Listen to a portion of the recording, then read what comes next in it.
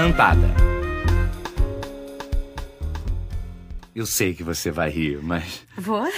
Por favor, não pensa que é paquera. Não penso, não. Fala. Eu não conheço você de algum lugar? Pode ser. Nice, 1971. Saguão do Hotel Negresco. Promenade des Anglais. Quem nos apresentou foi o Barão... O Barão... como é que é mesmo o nome dele? Não. Em 71 eu não estive em Nice. Não pode ter sido em 77, tô quente? Que mês? Abril. Não. Agosto. Agosto? No Forte da Estação? Deus me livre. Claro. Eu também nunca estive em Nice em agosto. Onde é que eu tô com a cabeça? Não terá sido em Portofino? Quando? Outubro de 72. Eu era convidada no iate do comendador... Petrinelli. Não, ele era comprido e branco. O comendador? Não, o iate. Tem uma vaga lembrança de ter visto o seu rosto... Impossível. Há anos que eu não vou a Portofino. Desde que perdi tudo que eu tinha no cassino há... Meu Deus, 7 anos. Mas que eu saiba, Portofino não tem cassino. Não era um cassino clandestino na casa de verão do Conde... Ah, sim, eu ouvi falar. Como é que era o nome do Conde? Force d'Amour. Esse. Você perdeu tudo no jogo? Tudo. Minha salvação foi uma milionária boliviana que me adotou. Vivi durante um mês à custa do trabalho escravo nas minas de estanho. Que remorso. O caviar não passava na garganta. Felizmente, minha família mandou dinheiro. Fui salvo do inferno pelo Banco do Brasil. Bom, se não foi em Portofino, então... Nova York. Tenho certeza de que foi em Nova York. Você não esteve no apartamento da Elisinha, no jantar para o rei da Grécia? Estive. Então está desvendado o mistério. Foi lá que nos conhecemos. Espera um pouquinho. Agora eu tô me lembrando. Não era pro rei da Grécia, era pro rei da Turquia. Outra festa. Não, a Turquia, que eu saiba, não tem rei. É um clandestino. Ele fundou um governo no exílio, 24º andar do Olympic Tower. É o único apartamento de Nova York que tem cabritos pastando no tapete. Espera, já sei. Matei. Sam Moritz.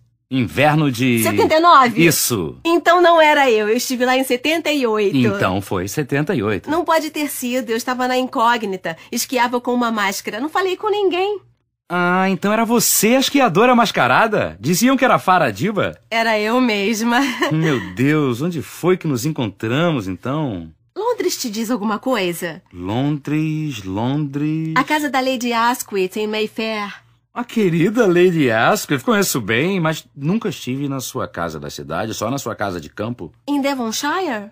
Não é Hamptonshire? Pode ser. Sempre confundo os shires. Mas se não foi em Londres, então onde? Precisamos descobrir. Hoje eu não durmo sem descobrir onde nos conhecemos. No meu apartamento ou no seu?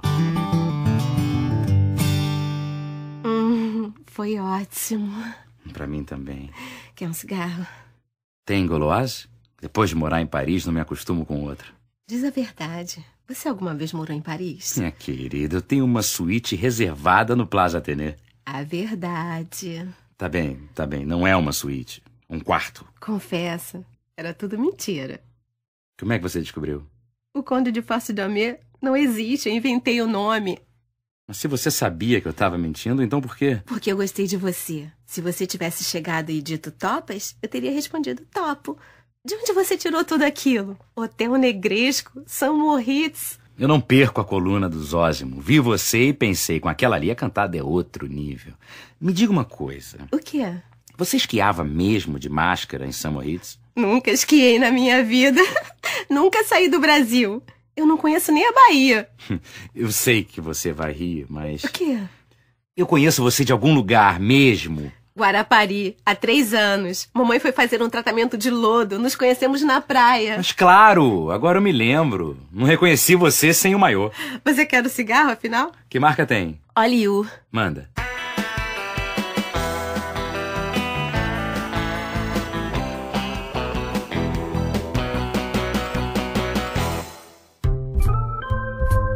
A verdade.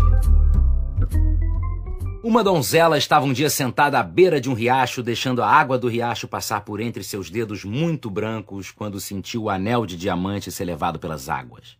Temendo o castigo do pai, a donzela contou em casa que fora assaltada por um homem no bosque, e que ele arrancara o anel de diamante do seu dedo e a deixara desfalecida sobre um canteiro de margaridas. O pai e os irmãos da donzela foram atrás do assaltante e encontraram um homem dormindo no bosque. e o mataram, mas não encontraram o anel de diamante. E a donzela disse: Agora me lembro, não era um homem, eram 2. E o pai e os irmãos da donzela saíram atrás do segundo homem e o encontraram e o mataram, mas ele também não tinha o anel. E a donzela disse: Então está com o terceiro. Pois se lembrara que havia um terceiro assaltante. E o pai e os irmãos da donzela saíram no encalço do terceiro assaltante e o encontraram no bosque. Mas não o mataram, pois estavam fartos de sangue. E trouxeram o homem para a aldeia e o revistaram e encontraram no seu bolso o anel de diamante da donzela, para espanto dela. Os aldeões gritaram: Foi ele que assaltou a donzela! Arrancou o anel do seu dedo e a deixou desfalecida! Matem-no! Matem-no! No momento em que passavam a corda da forca pelo seu pescoço, o homem gritou: Esperem! Eu não roubei o anel! Foi ela que me deu! E apontou a donzela diante do escândalo de todos. O homem contou que estava sentado à beira do riacho pescando quando a donzela se aproximou dele e pediu um beijo. Ele deu o beijo. Depois, a donzela tirara a roupa e pedira que ele a possuísse, pois queria saber o que era o amor. Mas como era um homem honrado, ele resistira e dissera que a donzela devia ter paciência, pois conheceria o amor do marido no seu leito de núpcias. Então, a donzela lhe oferecera o anel, dizendo: Já que meus encantos não o seduzem, este anel comprará o seu amor. E ele sucumbira, pois era pobre, e a necessidade é o algoz da honra. Todos se viraram contra a donzela e gritaram: Rameira! Impura! Diaba! E exigiram seu sacrifício. E o próprio pai da donzela passou a forca para o seu pescoço. Antes de morrer, a donzela disse para o pescador: A sua mentira era maior do que a minha. Eles mataram pela minha mentira e vão matar pela sua. Onde está a verdade, afinal?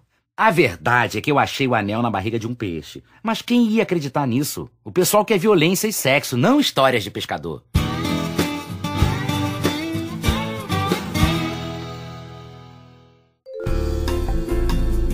A verdade sobre o dia 1º de abril. O ano nem sempre foi como nós conhecemos agora. Por exemplo, no antigo calendário romano, abril era o segundo mês do ano. E na França, até meados do século XVI, abril era o primeiro mês. Como havia o hábito de dar presentes no começo de cada ano, o primeiro dia de abril era, para os franceses da época, o que o Natal é para nós hoje. Um dia de alegrias, salvo para quem ganhava meias ou uma água de colônia barata.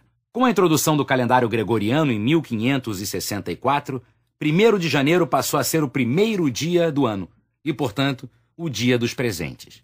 E 1º de abril passou a ser um falso Natal, o dia de não se ganhar mais nada. Por extensão, o dia de ser iludido. Por extensão, o dia da mentira. Você acreditou nessa? A outra. No hemisfério norte, onde tudo é o contrário do hemisfério sul, inclusive em muitos países corrupto vai pra cadeia, imagina só, a primavera está no auge em abril. Abril viria mesmo do latim aprius, que viria de aperire ou abrir, pois a primavera é a estação em que os botões se abrem tanto das flores quanto das roupas. E o pólen está no ar e as abelhas voam, os camponeses correm atrás das camponesas, e como se não bastasse toda essa confusão, os alérgicos espirram e os pássaros cantam. Um dos primeiros pássaros a cantar a chegada da primavera é o cuco, cuja característica é imitar a voz de outros pássaros, tanto que os assim chamados relógios cucos não deveriam ter esse nome, já que o passarinho canta quando sai da janelinha nunca é o seu próprio canto, é plágio. O primeiro dia de abril na Europa era, portanto, o dia do cuco, que saía do seu ninho para espalhar a discórdia, já que ora imitava um pássaro, ora imitava outro. E a todas essas horas, as camponesas voavam, as abelhas perseguiam os camponeses pelos campos, e os alérgicos floriam, e as flores espirravam, e os padres mandavam parar com essa pouca vergonha já. E matem aquele cuco. 1º de abril era o dia do cuco. O cuco é um pássaro mentiroso. Aliás, até hoje ninguém, fora alguns parentes mais chegados, sabe como é o canto real de um cuco, já que ele sempre canta como outro. Logo, 1º de abril ficou como o dia dos mentirosos. Essa convenceu? Aqui vai outra. Na verdade, tudo vem da Índia, onde desde tempos imemoráveis existe o Festival de Holi, uma festa que dura um mês e em que tudo é ao contrário, tanto que ela começa no dia 30 de abril e termina no dia 1º, quando as pessoas entram nas suas casas de costas e começam a se preparar para a festa que já houve. O último dia do Festival de Holi é reservado para o Vahila, que em sânscrito quer dizer tirar um sarro, que é quando as pessoas recebem incumbências absurdas, como, isso já na época do domínio britânico, levantar a saia da estátua da Rainha Vitória para ver se a calcinha também era de bronze. Foram, aliás, os ingleses que levaram a tradição do Holi para a Europa, junto com Curry e a malária. Uma destas é a verdadeira origem do 1º de abril. Mas, claro, isso também pode ser mentira.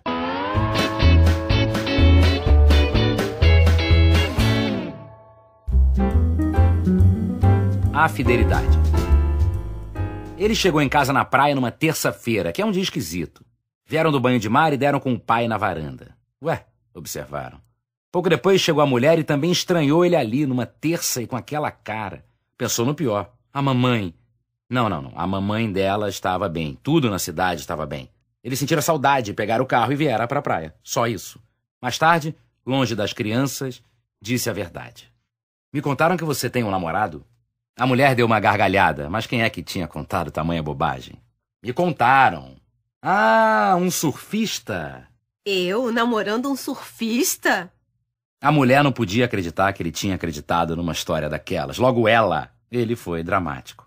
Me preocupo com as crianças. Mas isso é uma loucura. Eu namorando um garoto? Eu não falei na idade do surfista. Homem, aqui só tem garoto velho ou brigadiano. Ele não riu.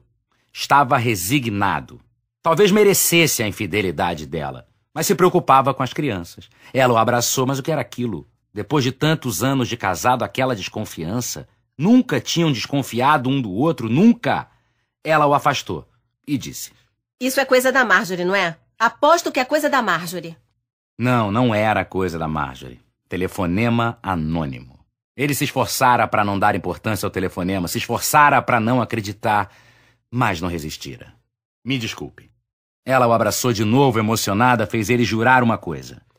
Nunca, mas nunca mais vamos desconfiar um do outro. Promete? Prometo. Abraçaram-se e beijaram-se longamente, até uma das crianças vir mostrar o sapo que achara no banheiro. Você dorme aqui hoje? Não, tenho um compromisso na cidade amanhã cedo. Voltou para Porto Alegre no fim de tarde. Seu compromisso era naquela noite mesmo, e ela se chamava Maitê. Com a história do telefonema anônimo, tinha conseguido um habeas corpus preventivo. Que diabo, pensou. Com o mundo nesse estado, aquele podia ser o último verão da sua vida. Mas não conseguiu nem encarar o guarda no pedágio.